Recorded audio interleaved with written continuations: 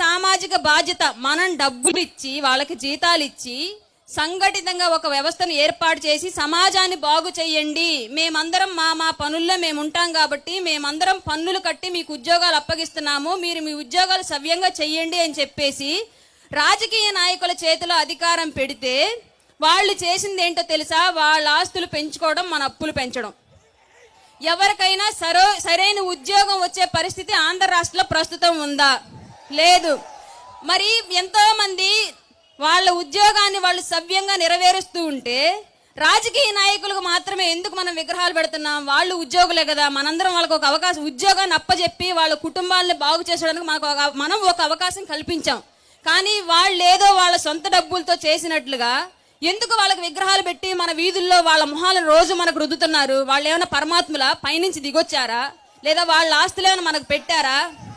నిద్ర లేస్తే ఒక మున్సిపాలిటీ కార్మికుడు మనం వేసే వ్యర్థాలని మల్లాల్ని అన్నింటినీ వీళ్ళకన్నా సవ్యంగా చక్కగా బాగు చేస్తున్నాడు, అతనికి పెట్టండి ఒక విగ్రహం, ఒప్పుకుంటాం.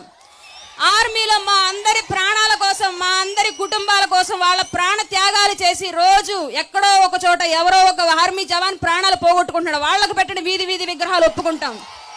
వీళ్ళు ఏం చేశారని వీళ్ళ విగ్రహాలు మనకి అంటే వీళ్ళు ఒక కుల వ్యవస్థను ఏర్పాటు చేసుకుని వీళ్ళ కుటుంబాలని వ్యాపారవేత్తలుగా రాజకీయంగా అన్ని విధాలుగా ఎదిగి ఒక ఊర్లో ఒక